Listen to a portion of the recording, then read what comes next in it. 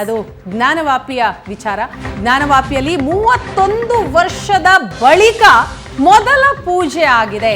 1993ರಲ್ಲಿ ಪೂಜೆಯನ್ನ ನಿಲ್ಲಿಸಲಾಗಿತ್ತು. ಶತಮಾನಗಳ ಹೋರಾಟದ ಬಳಿಕ ಕೊನೆಗೂ ಕೂಡ ಜಿಲ್ಲಾ ನ್ಯಾಯಾಲಯ ಹಿಂದೂಗಳಿಗೆ ಪೂಜೆಯನ್ನ ಮಾಡೋದಕ್ಕೆ ಅನುಮತಿಯನ್ನ ಕೊಟ್ಟಿದೆ, ತೀರ್ಪನ್ನ ನೀಡಿದೆ. ಸೊ ನಿನ್ನೆ ಮೊದಲ ಪೂಜೆ ಆಗಿದೆ 31 ವರ್ಷದ ಬಳಿಕ. ನಿನ್ನೆ ಮಧ್ಯರಾತ್ರಿಯೇ ಹರ ಹರ ಮಹಾದೇವ ಘೋಷಣೆಯಲ್ಲಿ ಮೊಳಗಿದೆ. ಗಂಗಾ ಜಲದ ಅಭಿಷೇಕದ ಮೂಲಕ ಮೊದಲ ಪೂಜೆಯನ್ನ ನೆರವೇರಿಸಲಾಗಿದೆ. ನಿನ್ನೆ ಅಷ್ಟೇ ಹಿಂದೂಗಳಿಗೆ ಪೂಜೆಗೆ ಅವಕಾಶ ನೀಡಿತ್ತು ಕೋರ್ಟ್ ಆದೇಶ ನೀಡಿದ 8 ಗಂಟೆಯ ಒಳಗೆ ಪೂಜೆ ಆರಂಭ ಆಗಿದೆ. ಕಾಶಿ ವಿಶ್ವನಾಥ ಟ್ರಸ್ಟ್ ಸಿಬ್ಬಂದಿಯಿಂದ ನೆಲಮಹಡಿಯನ್ನ ಸ್ವಚ್ಛ ಮಾಡಿ ಅಲ್ಲಿ ಗಂಗಾ ಜಲದ ಮೂಲಕ ಪೂಜೆಯನ್ನ ಮಾಡಲಾಗಿದೆ. ಆ ದೃಶ್ಯವನ್ನ ಸ್ಕ್ರೀನ್ನಲ್ಲಿ ನೋಡ್ತಾ ಇದ್ದೀರಿ. ಮೂಲ ದೇಗುಲ ಅರ್ಚಕರಾದ ಜಿತೇಂದ್ರನಾಥ್ ವ್ಯಾಸ್ ಕುಟುಂಬ ಪೂಜೆಯನ್ನ ನೆರವೇರಿಸಿದೆ. ನೆಲಮಹಡಿಯಲ್ಲಿದ್ದಂತಹ ಗಣೇಶ ಲಕ್ಷ್ಮೀ ದೇವಿಗೆ ಆರತಿ ಬೆಳಗಿದ್ದಾರೆ ಅರ್ಚಕರು. ವಿಶ್ವನಾಥ ದೇಗುಲ ಟ್ರಸ್ಟ್ನ 5 ಸದಸ್ಯರು ಅರ್ಚಕ ವ್ಯಾಸ್ ಕುಟುಂಬ ಪೂಜೆ ಸಂದರ್ಭದಲ್ಲಿ ಭಾಗಿಯಾಗಿದ್ರು.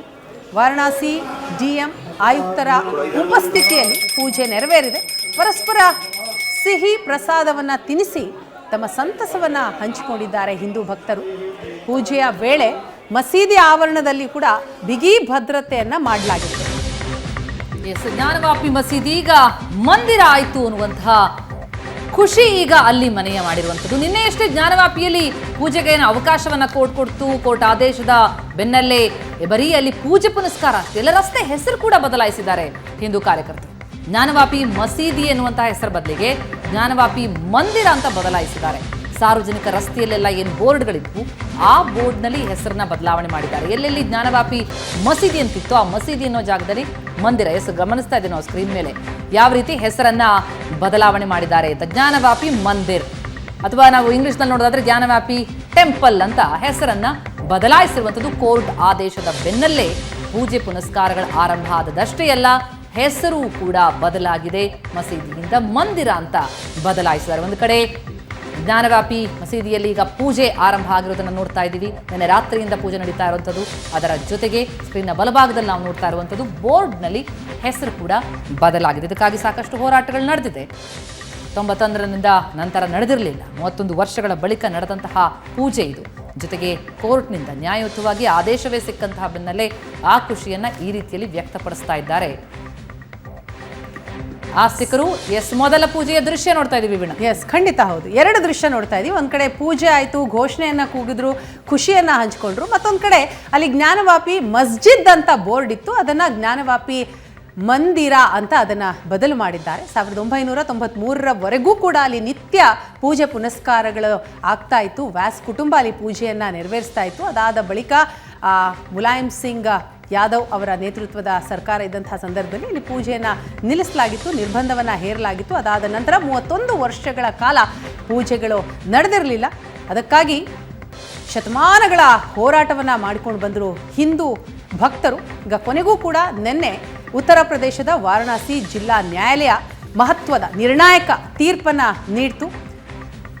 ಪ್ರತಿನಿತ್ಯವೂ ಕೂಡ ಹಿಂದೂಗಳು ಪೂಜೆಯನ್ನು ಸಲ್ಲಿಸಬಹುದು. ಅದಕ್ಕೆ ಕಾರಣ ASI ಕೊಟ್ಟಂತಹ ಸರ್ವೆಯ ವರದಿ. ಪುರಾತತ್ವ ಇಲಾಖೆ ಸರ್ವೆ ನಡೆಸಿತು. ಆ ಸರ್ವೆಯಲ್ಲಿ ಹಿಂದೂ ದೇವಾಲಯ ಇದ್ದಂತಹ ಕುರುಹುಗಳು ಸಿಕ್ತು. ಅದರ ಆಧಾರದ ಮೇಲೆ ಕೋರ್ಟ್ ತೀರ್ಪು ಕೂಡ ಹೊರಬಂದಿದೆ.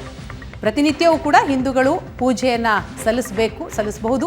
ಜೊತೆಗೆ ಎಲ್ಲ ವ್ಯವಸ್ಥೆಯನ್ನು ಮಾಡಿ ಅಂತ ಜಿಲ್ಲಾಡಳಿತಕ್ಕೆ ಕೋರ್ಟ್ ಸೂಚನೆಯನ್ನು ಕೊಟ್ಟಿತ್ತು. ಅದಕ್ಕೆ 1 ವಾರಗಳ ಕಾಲಾವಕಾಶವೂ ಕೂಡ ಇತ್ತು. ಆದರೆ 8 ಗಂಟೆಯ ಒಳಗಾಗಿಯೇ ಎಲ್ಲ ಸ್ವಚ್ಛತೆಯನ್ನು ಮಾಡಿ ಅಲ್ಲಿ ಪೂಜೆಯನ್ನು ನೆರವೇರಿಸಲಾಗಿದೆ. ಗಂಗಾಜಲದ ಮೂಲಕ ಮೊದಲ ಪೂಜೆ ನೆರವೇರಿದೆ. ಸಾಕಷ್ಟು ಭಕ್ತರು ಅಲ್ಲಿ ಜಮಾಯಿಸಿದ್ರು, ಹರ ಹರ ಮಹಾದೇವ ಘೋಷಣೆಯನ್ನು ಕೂಗಿದ್ರು. ಗಣೇಶ ಮತ್ತು ಲಕ್ಷ್ಮೀ ದೇವಿಗೆ ಮೊದಲ ಪೂಜೆಯನ್ನು ನೆರವೇರಿಸಿದ್ರು ಅರ್ಚಕರು. ಮೂಲ ದೇಗುಲ ಅರ್ಚಕರಾದ ಜಿತೇಂದ್ರನಾಥ್ ವ್ಯಾಸ್ ಕುಟುಂಬದಿಂದ ಅಲ್ಲಿ ಪೂಜೆ ಆಗಿದೆ. ಮತ್ತೊಂದು ಕಡೆ ಅಲ್ಲಿ ರಸ್ತೆಯಲ್ಲಿದ್ದಂತಹ ಬೋರ್ಡ್ ಅದು ಜ್ಞಾನವಾಪಿ ಮಸ್ಜಿದ್ ಅಂತ ಬೋರ್ಡ್ ಇತ್ತು. ಆ ಮಸ್ಜಿದ್ನ ಜಾಗದಲ್ಲಿ ಈಗ ಮಂದಿರ ಅನ್ನುವಂತಹ ಬೋರ್ಡನ್ನು ಹಾಕಿದ್ದಾರೆ. 2 ದೃಶ್ಯವನ್ನು ನೋಡ್ತಾ ಇದ್ದೀರಿ. ನಿನ್ನೆ ರಾತ್ರಿ ನಡೆದಂತಹ ಬೆಳವಣಿಗೆ ಇದು. ಈಗ ಜ್ಞಾನವಾಪಿ ಮಸೀದಿ ಜ್ಞಾನವಾಪಿ ಮಂದಿರ ಆಗಿದೆ. ನಿನ್ನೆ ಜ್ಞಾನವಾಪಿಯಲ್ಲಿ ಪೂಜೆಗೆ ಅವಕಾಶ ಕೊಡ್ತಾ ಇದ್ದ ಹಾಗೆ ಕೋರ್ಟ್ 8 ಗಂಟೆಯ ಒಳಗಾಗಿ ಎಲ್ಲ ಸಿದ್ಧತೆಯನ್ನ ಮಾಡಿಕೊಂಡು ಪೂಜೆಯನ್ನ ನೆರವೇರಿಸಿದ್ದಾರೆ ಅರ್ಚಕರು. ಬಿಗಿ ಭದ್ರತೆಯಲ್ಲಿ ಈ ಎಲ್ಲ ಕೆಲಸಗಳು ಆಗಿವೆ.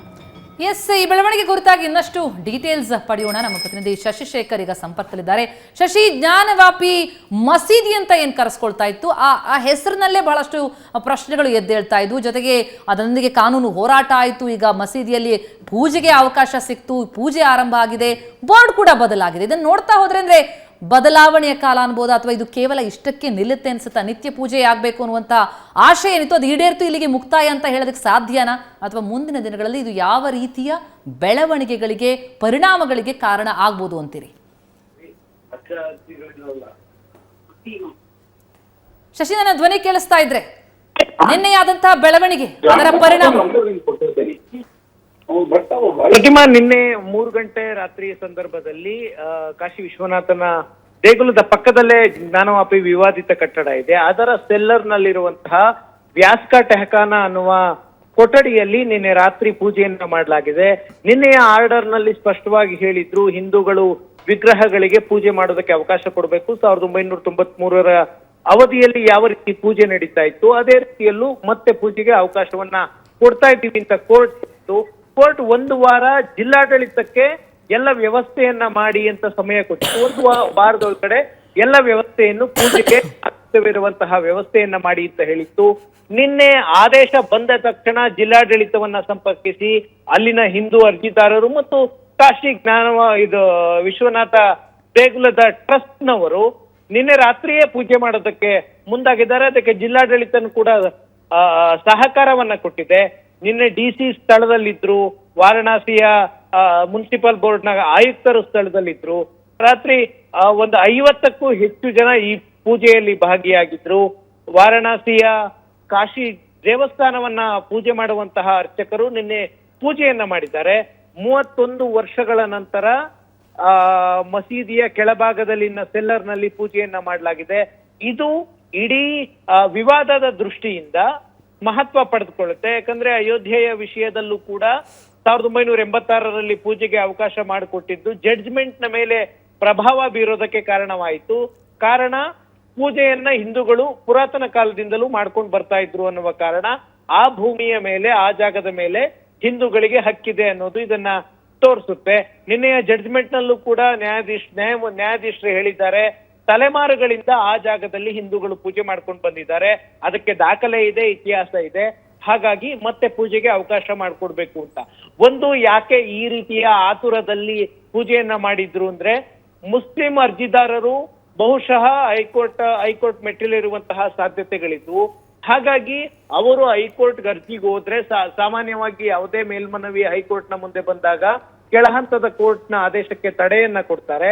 ತಡೆಯನ್ನ ಕೊಟ್ರೆ ಪೂಜೆ ಮಾಡೋದಕ್ಕೆ ಸಾಧ್ಯ ಆಗೋದಿಲ್ಲ ಅನ್ನುವ ಕಾರಣಕ್ಕೆ ಕಾಶಿಯ ವಿಶ್ವನಾಥ ಟ್ರಸ್ಟ್ ಈ ನಿರ್ಧಾರವನ್ನ, ಅಂದ್ರೆ ರಾತ್ರಿಯೇ ಪೂಜೆ ಮಾಡುವಂತಹ ನಿರ್ಧಾರಕ್ಕೆ ಬಂದಿದೆ. ಪ್ರತಿಮಾ, ಎಸ್ ಶಶಿ, ನಿನ್ನೆಯ ತೀರ್ಪೇನಿದೆ ಅದು ಮುಂದಿನ ದಿನಗಳಲ್ಲೂ ಕೂಡ ಬಹಳ ನಿರ್ಣಾಯಕ ಪಾತ್ರ ವಹಿಸುತ್ತಾ ಅಂತ? ಯಾಕಂತಂದ್ರೆ ನಾವು ಅಯೋಧ್ಯೆಯ ವಿಷಯದಲ್ಲಿ ಗಮನಿಸಿದ್ವಿ, 1987ರಲ್ಲಿ ಏನು ದೇವಸ್ಥಾನದ ಬಾಗಿಲನ್ನ ಏನು ಓಪನ್ ಮಾಡಲಾಯ್ತೋ, ಸೊ ಅದು ಮುಂದಿನ ಹಂತದ ಹೋರಾಟದಲ್ಲಿ ಯಾವ ರೀತಿ ಪ್ರಮುಖ ಪಾತ್ರವನ್ನ ವಹಿಸ್ತೋ, ಸೊ ನಿನ್ನೆಯ ತೀರ್ಪು ಕೂಡ ಅದೇ ರೀತಿ ನಿರ್ಣಾಯಕ ಆಗಬಹುದಾ ಅಂತ ಮುಂದಿನ ದಿನಗಳಲ್ಲಿ? ವೀಣಾ, 1949ರಲ್ಲಿ ಅಯೋಧ್ಯೆಯ ವಿವಾದಿತ ಬಾಬ್ರಿ ಮಸೀದಿಯ ಸೆಂಟ್ರಲ್ ಡೋಮ್ ಕೆಳಗಡೆ ರಾಮಲಲ್ಲಾ ವಿಗ್ರಹವನ್ನ ಇಡಲಾಗಿತ್ತು. ರಾಮಲಲ್ಲಾ ವಿಗ್ರಹವನ್ನ ಅವತ್ತಿಗೆ ಪೂಜೆ ಮಾಡಲಾಗಿತ್ತು. ಆ ನಂತರ ನೆಹರು ಅವರ ಆದೇಶದ ಮೇರೆಗೆ ಅದಕ್ಕೆ ಬ್ಯಾರಿಕೇಡ್ ಹಾಕಿ ಕ್ಲೋಸ್ ಮಾಡಲಾಗಿತ್ತು. ಯಾವಾಗ ಬಾಬ್ರಿ ಮಸೀದಿಯಲ್ಲಿ ಪೂಜೆ ಮಾಡಲಾಗುತ್ತೆ, ವಿಗ್ರಹಾರಾಧನೆಯನ್ನ ಮಾಡಲಾಗುತ್ತೆ, ಆಗಿನಿಂದ ನಮಾಜನ್ನ ನಿಲ್ಸಿದ್ರು. 1986ರಲ್ಲಿ ಹಾಕಲಾಗಿದ್ದಂತಹ ಬೀಗವನ್ನ ತೆಗೆಸಲಾಯ್ತು. ತೆಗೆಸಿದ ನಂತರ ಮತ್ತೆ ಪೂಜೆ ಆ ಮಸೀದಿಯ ಆವರಣದಲ್ಲಿ ಶುರುವಾಯಿತು. ಆಗಿನಿಂದ ಹಿಂದೂಗಳಿಗೆ ಅಲ್ಲಿ ಪೂಜಿಸುವ ಹಕ್ಕಿದೆ ಅನ್ನುವ ವಾದಕ್ಕೆ ಈ ಪೂಜೆ ಸಮರ್ಪಕವಾದಂತಹ ಕಾರಣ ಆಗಿತ್ತು. ಈಗ ಇತಿಹಾಸದಿಂದಲೂ ಕೂಡ ಜ್ಞಾನವಾಪಿಯ ಕೆಳಗಡೆ ಇರುವಂತಹ ನೆಲಮಾಳಿಗೆಯಲ್ಲಿ ಪೂಜೆಯನ್ನ ಮಾಡ್ಕೊಂಡು ಬರಲಾಗ್ತಿದೆ ಅನ್ನೋದು ಹಿಂದೂ ಅರ್ಜಿದಾರರು ಆ ಭೂಮಿ ನಮಗೆ ಸೇರಿದ್ದು ಅನ್ನುವ ವಾದಕ್ಕೆ ಬೆಂಬಲ ಸಿಗಲಿದೆ. Veena, yes, thank you Shashi ತಮ್ಮ ಮಾಹಿತಿಗಾಗಿ.